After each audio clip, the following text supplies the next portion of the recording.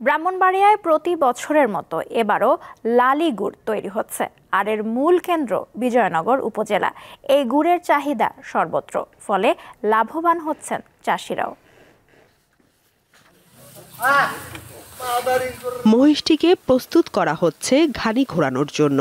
আখগুলো ছেটে ঘানিতে দেওয়ার উপযোগী হলে প্রাণীটিকে আনা হয় এবং এর চোখ বেঁধে দেওয়া হয়, যাতে ঘানির চারপাশে ঘুরতে গিয়ে মহিষটির ভারসাম্য না হারায়। বেশিক্ষণ ঘুরলে দেখা গেছে যে মহিষটা পাগলামি করতে পারে, এটার মাথা ঘুরাইতে পারে, এই জন্য এটার চোখটা বন্ধ রাখা হয় আর কি। ওইদিকে আগের ক্ষেত আছে, আগ ওরা নিজে কাটে, এদিকে মহিষ দিয়া এটার রস বের করা হয়।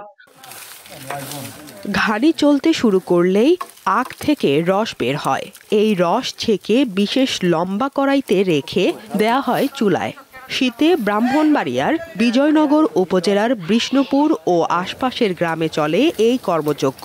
রস তুললে 3 ঘন্টা 3.5 ঘন্টা জাল দেওয়া হয়। 10 বালতি রস, 200 লিটার রস জাল দিলে লালি হয় আপনি 30 থেকে 35 কেজি। আগে গুড় করতো আমার বাপদাদারা, এখন আর গুড় আর কেউ করে না, এখন লালি করে। এটা জাতীয় অর্থনীতিতে এটা কোনো অবদান নাই বিদায়, মানে রপ্তানি হয় না, এই জন্য সরকারের এটার দিকে কোনো দৃষ্টি নাই।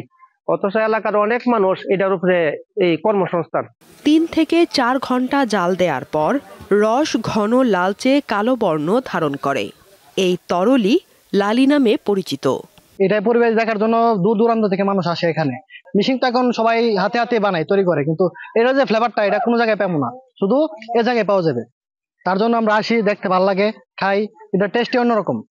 লালিটা দেখা যায় রুটির সাথে, রুটি আছে বা পিঠা আছে, অনেকটা শীতের মাঝে খাওয়া যায়, শরীরে একটু চাঙ্গা থাকে দেখাইলে।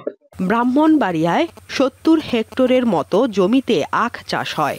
এর মধ্যে 55 হেক্টরে হয় স্থানীয় জাতের আখ। এই আখ দিয়েই তৈরি হয় লালি গুড়। দীপ্ত, বার্তা কক্ষ।